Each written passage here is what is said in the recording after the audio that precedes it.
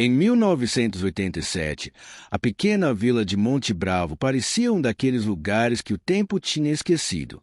As casas de pedra, as ruas estreitas e silenciosas, as colinas a rodear o vilarejo como gigantes adormecidos, tudo contribuía para uma atmosfera pacífica, quase isolada do resto do mundo. Mas foi precisamente esse isolamento que permitiu que um evento perturbador se desenrolasse nas sombras, longe dos olhos de quem pudesse questionar ou investigar.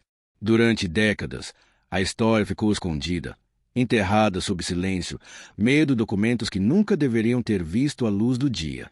Hoje, recontamos aquilo que muitos chamam de o exorcismo proibido que a Igreja tentou esconder. O protagonista desta história é o jovem Padre Elias, nome fictício, preservado por respeito. Na época, ele tinha apenas 32 anos e era conhecido pela sua serenidade e dedicação aos paroquianos.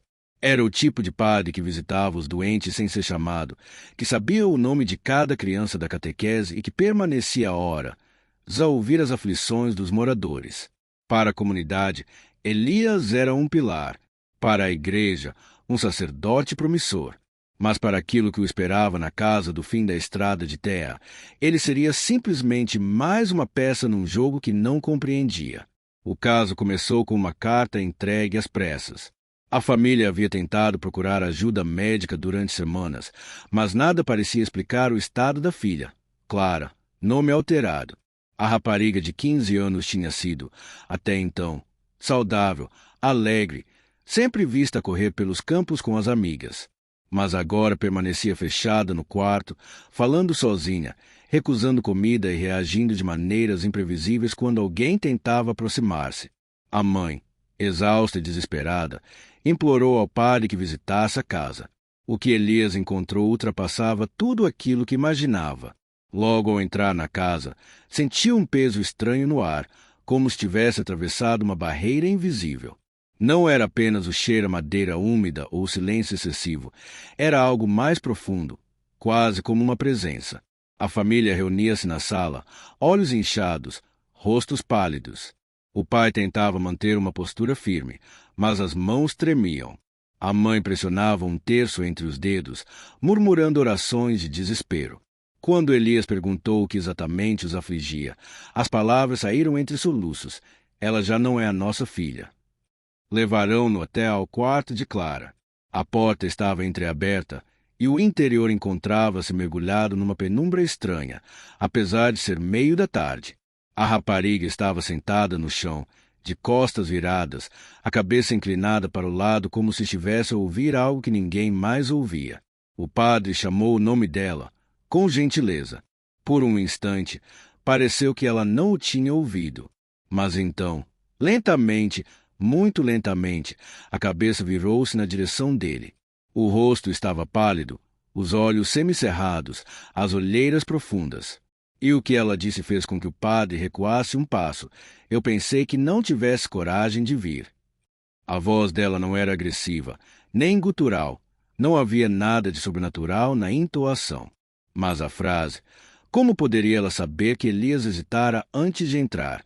Como poderia saber que ele sentia um medo crescente, que se recusava a admitir até para si mesmo? Elias disfarçou o incômodo e aproximou-se, ajoelhando-se ao lado dela. Perguntou-lhe o que se passava, se precisava de ajuda. Clara desviou o olhar e começou a rir baixinho, como se estivesse a ouvir uma piada dita por alguém invisível. Nas horas seguintes, Elias conversou com a família e analisou os comportamentos da jovem. O que o deixou mais inquieto não foi um fenômeno extraordinário, mas a forma como Clara descrevia detalhes íntimos da vida do padre, memórias da infância, momentos que viveu durante o seminário, inseguranças que ele nunca admitira a ninguém. Ele chegou a perguntar de forma firme como ela sabia tudo aquilo. A resposta veio rápida, sem hesitação. Ele diz-me tudo. Ele está sempre aqui. Elias tentou racionalizar. Talvez Clara tivesse ouvido conversas, talvez tivesse imaginação fértil. Mas, no fundo, algo dizia que aquilo não era normal. Decidiu, então, começar a escrever um diário, anotando tudo o que presenciava. A escrita era a única forma de organizar pensamento e manter a sanidade. As primeiras páginas eram descritivas, cuidadosas, mas aos poucos tornaram-se mais tremidas, angustiadas. As últimas páginas encontradas revelavam frases rasgadas, escritas às pressas, como se o padre tivesse medo de esquecer algo importante. Com o passar dos dias, a casa tornou-se um território hostil. Portas que antes apenas rangiam começaram a fechar-se com força. Objetos deslocavam-se ligeiramente enquanto ninguém olhava diretamente. A família relatava sons durante a madrugada, passos no corredor, uma respiração pesada perto da cama, murmúrios que pareciam vir das paredes. Mesmo sem testemunhar tudo, Elias percebia que o ambiente estava cada vez mais pesado, quase nauseante. Era como se a casa estivesse viva e irritada. O padre não queria realizar nenhum ritual, muito menos um exorcismo. Sabia que esses procedimentos exigiam autorização da igreja e que, além disso, podiam colocar a saúde mental da jovem em risco. Por isso, decidiu apenas rezar. Uma oração simples, de proteção e serenidade. Reuniu a família na sala, acendeu uma vela e pediu que todos fechassem os olhos. Começou a recitar palavras calmas, desejando paz para o lar e força para Clara. Não esperava resultados imediatos, mas acreditava que a fé poderia, no mínimo, trazer algum conforto. Mas poucos segundos depois, algo inexplicável aconteceu. Um estrondo ecoou pelo teto e pelas paredes, tão forte que fez o chão vibrar. A vela apagou-se de imediato, como se uma brisa violenta tivesse atravessado a sala, embora todas as janelas estivessem fechadas. Elias abriu os olhos e viu Clara na porta, imóvel, observando com uma expressão apática. O pai levantou-se para ir ao encontro dela, mas a rapariga deu um passo atrás, e o que aconteceu a seguir deixou todos paralisados. Ela sorriu. Um sorriso discreto, de canto de boca, mas se parecia carregado de algo profundamente desconfortável. Foi esse episódio que levou Elias a contactar a diocese. 2 representantes foram enviados, ambos experientes em casos delicados, mas nenhum preparado para o que encontraram. Logo ao entrar na casa, relataram náuseas, tonturas e a sensação de que alguém os observava a partir dos cantos mais escuros das divisões. Um deles, mais cético, tentou rir dos relatos anteriores, dizendo que tudo não passava de sugestionamento coletivo.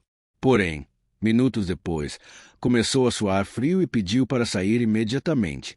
Os representantes fizeram um breve relatório, recomendando que a família deixasse a casa e que a jovem fosse acompanhada por profissionais de saúde mental. Nenhum deles mencionou o exorcismo. Nenhum deles sugeriu que havia algo sobrenatural. Mas, num documento interno que nunca deveria ter sido divulgado, um deles escreveu uma frase enigmática: "A casa não quer que entremos novamente." Dias depois, a família decidiu abandonar Monte Bravo. Mudarão-se para longe e, surpreendentemente, Clara começou a melhorar. A mudança de ambiente trouxe estabilidade. Os sintomas foram desaparecendo aos poucos, como se aquilo que a perseguia tivesse ficado para trás. O padre Elias, porém, não teve a mesma sorte. O episódio marcou-o profundamente e ele pediu transferência. Nunca mais falou sobre o caso. O diário que escreveu foi encontrado anos mais tarde, escondido numa gaveta antiga da casa paroquial, entre objetos esquecidos. As últimas páginas eram as mais perturbadoras. Numa delas, escrita com caligrafia tremida, Elias dizia: "Se alguém encontrar isto, que saiba que não era a menina que precisava de ajuda, era a casa."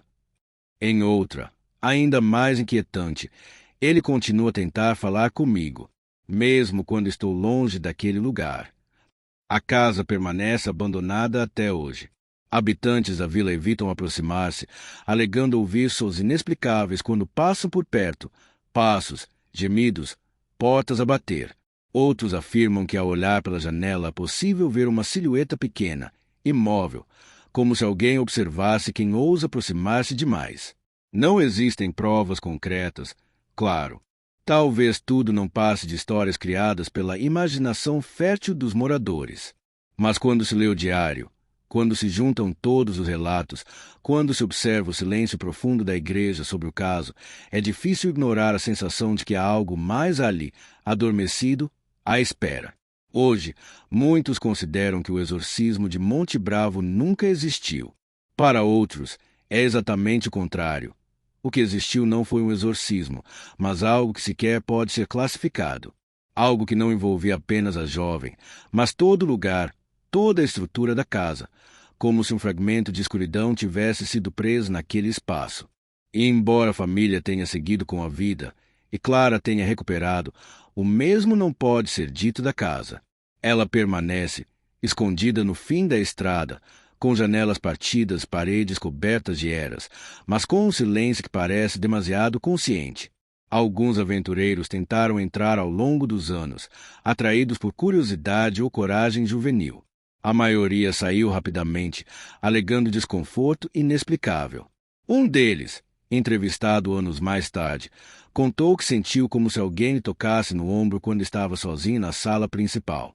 Outro afirmou que ouviu uma voz feminina chamar o seu nome, embora estivesse completamente sozinho. Nenhum deles voltou. E assim, a história de Monte Bravo transformou-se num mistério. Um incidente que nunca foi oficialmente reconhecido, mas que deixou marcas profundas nos que presenciaram. Talvez nunca saibamos o que realmente aconteceu naquela casa.